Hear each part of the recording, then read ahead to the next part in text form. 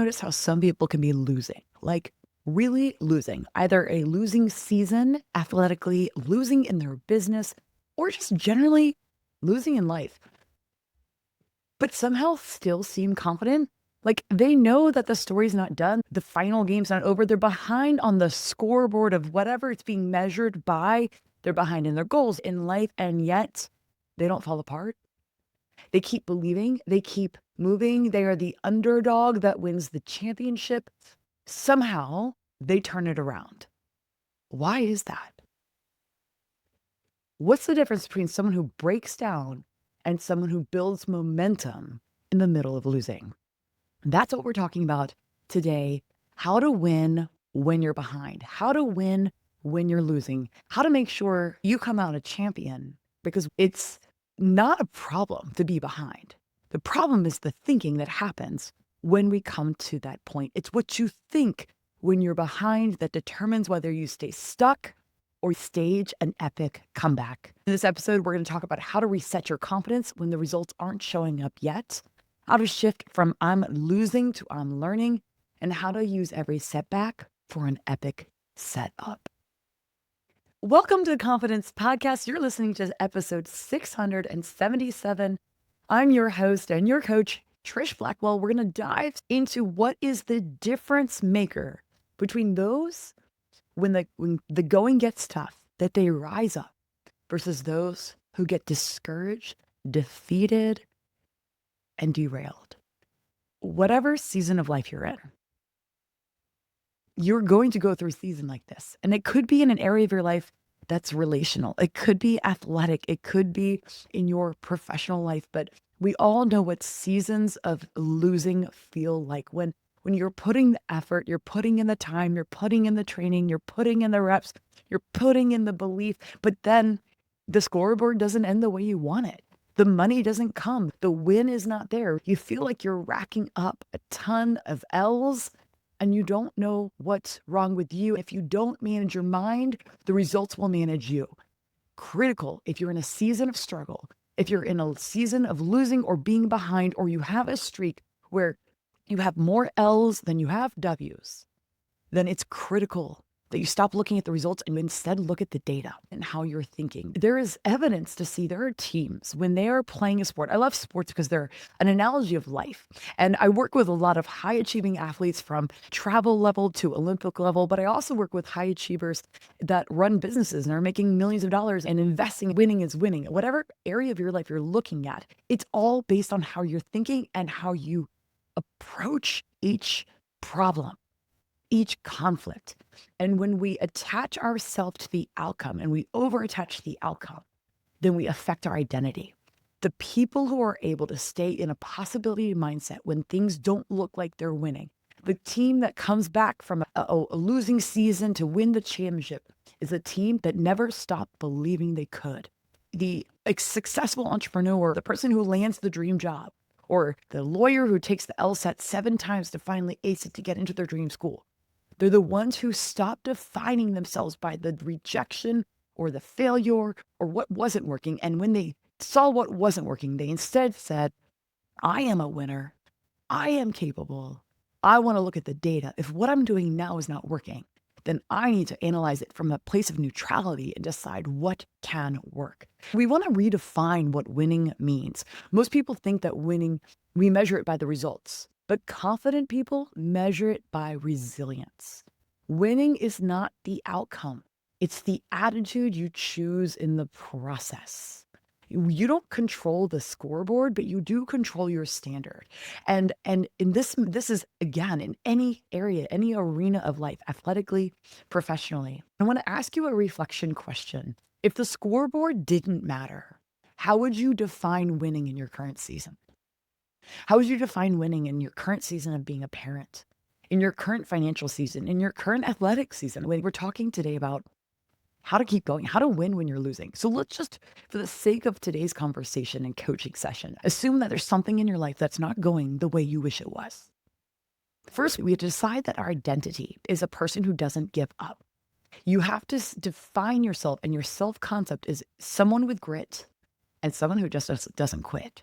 And when you have the grit and the don't quit, The belief will stay steady, but you do have to train your belief. If you don't know how to train your belief, please download my 5X by 5 belief method. It is the simplest and most accelerated way to get yourself to believe and like really believe, not just in your brain, but in your bones, that you can achieve anything you want to achieve. But belief is a muscle. You don't just believe in yourself. If you have people say, believe in yourself, believe in your business, believe you can do it, it all falls flat unless you actually believe it. How do we believe it?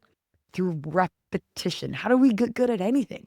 Repetition, repetition, repetition. If we know that identity-wise, you need to believe in your potential, your capability, what your team could do, what your business can do, how your family can transform, and your ability to change the financial destiny of your family, then you got to start with belief. There's a link in the show notes, trishblackwell.com/5x by 5. And that's the 5X. It's a free download, a free training on how to deepen your belief in yourself. I want to double check. I believe we actually even did a whole, yeah, guys, just go back to episode 667. It's the 5 by 5 method. I walk you how to accelerate belief. So go back after you listen to this episode, go back 10 episodes prior. It's episode 667. That will teach you how to believe in yourself. So you have to identify as a person who believes in yourself, and then you have to train the belief. So as an elite athlete myself, when I was growing up, I wasn't taught that I needed to train my belief. I was simply told, just believe in yourself. When I encountered losing seasons of my life, I was given the guidance from well-meaning coaches just to believe. Believe in yourself. Believe in your training. Believe you can do it. But no one told me what I'm hoping will give you some peace and encouragement at the moment you are right now. It's okay if it doesn't come automatically. That doesn't mean you're not capable of believing yourself. You just have to train the belief. People who have great abs don't just magically have abs. They train the abs. They train their diet. They train their abs. They train the muscle. Belief is a muscle. And so the 5 by 5 method will teach you how to train it. So we have to identify that losing is just data. Once you know that losing is not about you, you are not losing. You are in a season where the wins aren't coming. And when wins aren't coming, you have to look at the data. When you're losing your brain, sometimes it challenges the identity. I'm not good enough. We're not good enough. I'm not smart enough. I'm not capable enough. And this is why we started this conversation with, you have to first identify, I can do anything. I've got grit and I don't quit. Therefore, when the losing part of the brain, the panic brain, the amygdala comes out and it's trying to protect you, and it's saying you're not good enough, maybe you should not try as hard, maybe you should just call it quits. You can talk back to that. That is not who I am. And that's simply my fear-based brain reacting to try to protect me. But remember this, losing is not personal. It's informational. If I told you how many thousands and thousands of dollars I have burned on Facebook ads, on campaigns that don't work. Talk about losing. Like, I'm losing money. I'm burning money. I thought I had a good creative ad that would convert and create a sale or purchase. Sometimes I win and sometimes I lose. The thing that kept me stuck in my business for so long is that when I lost money or had a loss in my business, I took it personally. I thought, I'm not cut for this. This is too hard. I can't figure it out. I'm not good enough, smart enough. Everything shifted for me in my business and my reach when I stopped taking losing as something personal. It's not personal, it's informational. It's feedback, it's direction. So instead of I'm failing, it's I'm getting feedback. Instead of this isn't working, I'm learning what doesn't work. Instead of we're not winning, we go, well, we know how not to win. What do we need to change? And what's the loss teaching me right now about what to try next? You have to fundamentally fight back at the attack on your identity. You are not losing. You are not behind. You are getting set up for a comeback. The reason we love data is it tells us how to improve, what we can do better. The difference between people who become champions from being behind and the people that just fade off, kind of drift and give up, again, whether it's in an athletic sense or in a life sense, is that they analyze. They look at what can I do differently rather than be distraught by what's not happening, by being discouraged and disappointed. They say, well, what is working? what is not working, and what can I do different? So we call this performance analytics. Where did we actually, or where did I actually perform well, even if the outcome didn't show it? What are specific moments or habits that I'm doing well that's shifting the momentum of this area of my life? What are some mistakes I'm making? What are physical or habit mistakes I'm making? What are mental, which are the confidence, focus, or communication mistakes? We also want to look at the information as, what story am I telling myself about this loss, this discouragement? And is the story that I'm telling myself helpful or hurtful? If you want to learn how to challenge the story in your brain, go ahead and check out my Reframe Mastery course, my narrative intelligence. That's all in episode 675 on narrative intelligence. But when you look at the game of life that you're playing, whether it's an actual game, a business growth game, or dating game, look at it as data, not drama. And then look at things differently. And as you're challenging the data and looking to be a student of what you're doing, not a victim of what is happening, that changes everything. That will enter you into this rebuild and reset phase where you can start saying, hey, what can I be proud of, even in defeat? What can I be proud of how I played? What can I be proud of how I marketed and put myself out there and took risks to look at the data? What did this loss expose that can make me stronger and a better competitor or a better marketer or a better person in a relationship, a better communicator? If I view everything as feedback, then what's the single most important adjustment that I can make? There's so much to change. It is unwise to change everything at one time. Change one thing. Do better at one thing. Be 1% better every single day. Data doesn't define you. It develops you. What's really sad is I have found that so many achievers, athletes, entrepreneurs, just doers in life, when we are disappointed from a loss or a setback, we sometimes dismiss the emotion. When you dismiss the emotion of the feeling, when you anchor in the outcome and not the identity, you lose your ability to know and how to access the data. You get so, I can tell you from previous in my life, I used to get so discouraged, so disappointed. I couldn't get past that disappointment. I was almost afraid to feel the disappointment, as if I would get stuck into it. But remember, when you have strong feelings of discouragement, disappointment, when you resist feeling them, what you resist will persist. It's like trying to hold a beach ball under the water in a pool. You can do it for a little bit, but at some point that ball is going to come out and break the surface. In order to look at the data, you have to say, I'm disappointed. Please give yourself permission to say, I'm discouraged and I'm disappointed. And then note that emotion is just a vibration that's going to move through your body. If you acknowledge it, give it space, you have the courage to feel it, it's heavy. It's awful, but if you feel it, it moves through you. And once you feel it, then you can enter emotional neutrality to look at the past thing and go, wow, okay, now that it's not so emotionally charged and I'm not attaching my identity to the information, I can look at the information from a point of leverage, from the point of a student, from the mindset of a champion. And I ask myself, how can I develop from this data? One of my favorite simplification here is to ask yourself what we call the 3 questions. So my students, my clients know this, the 3 questions. When I say, let's walk through the 3 questions, they know I always mean these same 3 questions. What did I do well? What could I have done better? And what will I do different right now and next time? I ask myself these 3 questions every single night in my nighttime routine. Sometimes I relate the 3 questions to my workday. Sometimes I relate it to my marriage. Sometimes I relate it to my parenting. Sometimes I relate it to my workouts and my particular, fitness goals. If you ask yourself those 3 questions, you will always be growing. And if you are always growing, you are always in a place of momentum. And if you're in a place of momentum, you're always in a place of winning. Momentum is winning. That's how we turn losing into momentum, because momentum doesn't come from motivation. It comes from movement. When you're intellectually moving the data in your brain from drama to data to development, you see momentum, and then the natural motivation will get you into this, what I like to also call the win formula. What can I learn? Identity before outcome, and the next action only. What is the next thing we can do? How can I get better at my copywriting for my ads? Do I need to change the creative? Do I need to train this particular skill in how I'm throwing the softball so my team wins? Like, what do I need to just do on repeat and be willing to dive deep and continue to control what I can control?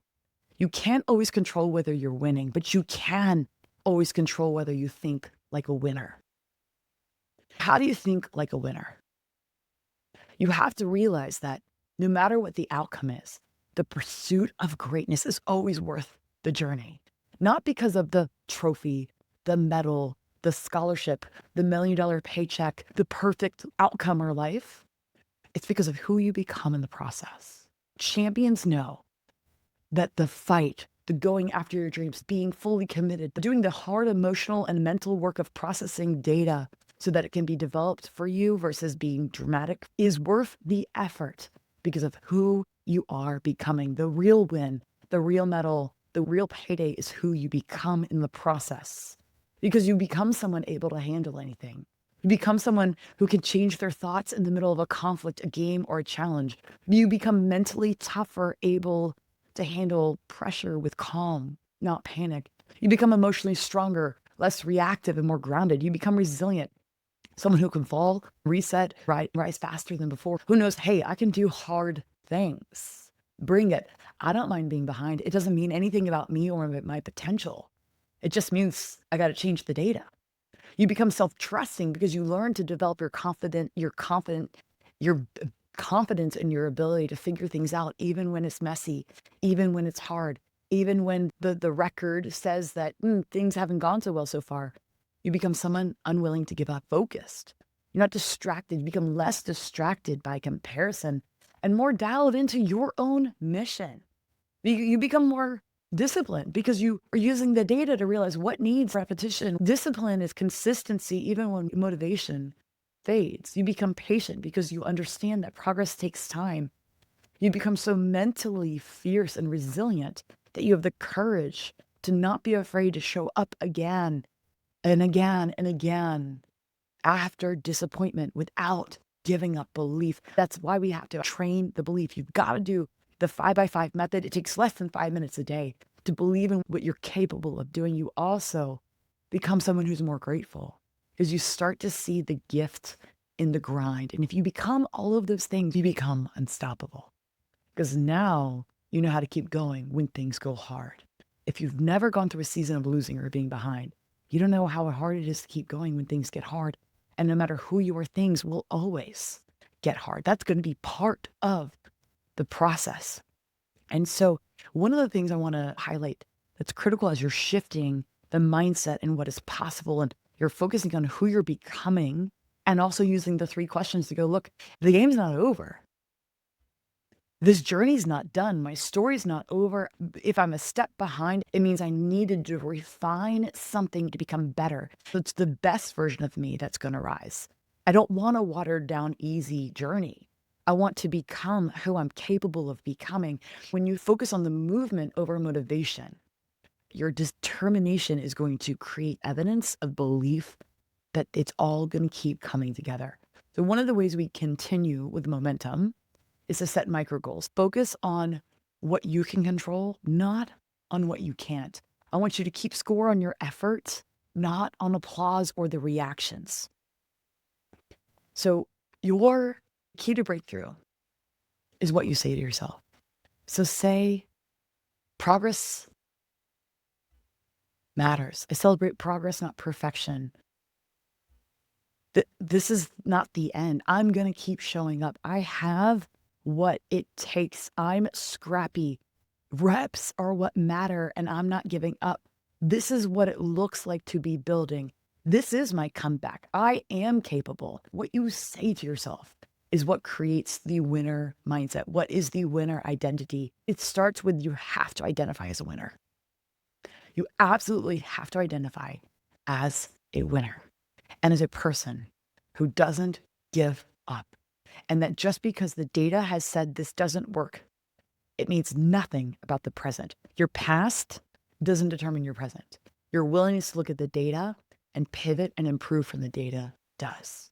So as I said, the episode 667 is an incredible listen. if you're going to redefine what winning means, if you're going to have a comeback and be a champion, even if you're starting behind, if you want to change something, you have to change something. What we change is how we think about what's happening. You're going to want to listen to episode 667 and then 675, 675, narrative intelligence. What you say to yourself when the going gets tough is what changes the action and the results of how you show up. You have to stay in a place of belief and massive action. And the only way to do that is to change the way you think. I have done a few other episodes related to this. I know I mentioned 667 and 675 as great resources, but there's also, I have an entire podcast episode. It's episode 657 on possibility thinking.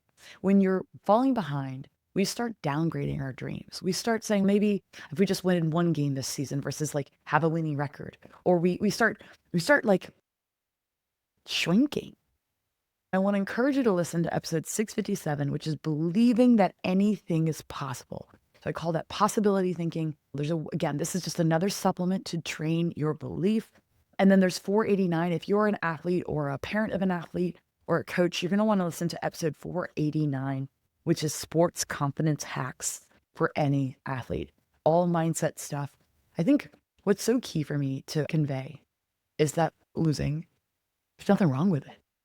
And I hate to lose. I am one of the most competitive people. But losing's just data. Failure is just feedback. One of my favorite examples and visualizations was when I realized, somebody told me that, imagine a riverbank and you're on one side, and where you want to be, this next version of you, this super fit athlete, this multimillionaire, this whatever it is, insert your dream, is on the other side of this riverbank. Now, I don't want you to imagine a creek. I want you to imagine a wide river. If you're here in the States, like West Virginia or Colorado, where people go whitewater rafting on, like category 5 rapids, where you're like, okay, well, I can't just walk across this. But you can cross a river like that if the stepping stones are large enough. Because the stepping stones are there. When you're walking across the river, you're analyzing, where should I step? What is secure? What do I know that is for sure of a path forward? And each rock is put in that pathway. Every failure, every loss, every disappointment is a rock and a stepping stone. As long as you analyze it, as long as you don't personalize it, but you analyze it and go, use the 3 questions. What did I do well? Or what went well? What didn't go well? What can I take from this? What will I do different? When you ask yourself those 3 questions, you get a rock. You can place the rock somewhere steady you can put your foot on. And with enough rocks, you now have an easy stepping stone path to cross this riverbank. And so when I got that analogy, I was like, wait a second, rather than be discouraged that I have yet another loss, yet another thing that didn't work, another idea that didn't pan out, rather than think there was something wrong with me and make it about my identity, I reminded myself that I believe I am a winner. I've always been a winner. I've always been an achiever, and I can continue to be that no matter what age I am. Therefore, every failure becomes an extra stepping stone that's only going to help me cross this riverbank to get to where I want to go. So failures, setbacks, losses are actually critical. They are the necessary stepping stones on the pathway to success that we have to have in order to get to where we want to go. So can we stop over-personalizing it, stop beating yourself up, and start thinking like a winner? You can think like a champion and decide to think like a champion. Now, I was told that when I was in my athletic prime. I still think I'm in my athletic prime in my 40s, but when I was in my 20s and my sports were paying for my education, and people told me to think like a champion, no one told me how to. And that's why I do this podcast. I've created and studied tools that help us train how we think. So even if you're hearing me, you're going, yeah, okay, think like a champion. Go back and listen to these other episodes I recommended and put into application. Even if you just put the 3 questions into application this week, thinking like a champion is getting out of your emotions and getting back into what you decide is possible for you. Reminding you of your identity, reminding yourself that you've got grit, and reminding yourself that you are a person who is bold enough and brave enough to believe that anything is possible. Remember this, a belief is simply a thought. that you've repeated over and over enough to make it true and that you believe to be true. That's how we get a belief from our head into our heart and into our bones. We think like a champion by being willing to train our belief. Now, is this exciting and sexy? No, it means taking pen and paper and writing sentences over and over. But if it's that easy, it's that accessible. It's not like you have to go like do a crazy workout. It's not like you have to go throw $1 million at marketing. Work your belief and your thoughts first, and that will make you a champion at whatever you want to win at in life. If this episode was encouraging to you today, I ask you 2 quick things, 3 quick things. Make sure you're following the show, hit subscribe. It pushes the feed out to more people, the more followers and subscribers I have. And then you get those easy notifications that let you know that there is a new episode that just dropped. 2, share the show with a friend. If you know an athlete, if you know someone who's super driven and has lots of goals, they're going to want to hear this. And then 3, if you haven't yet written a review for the show, it means the world to me and it helps us in the podcast algorithms to reach more people. I want to remind you that you have the most incredible supercomputer that ever existed, your brain. Even if your brain sometimes is fighting against you, all we need to do is train it. You're capable of training your brain, which means you're capable of training your thoughts, which means you're capable of believing anything. And if you can believe anything, then you actually are the person that ends up as the champion. You're on your way. Don't forget that you are a world changer and a difference maker. And winning starts with your thoughts.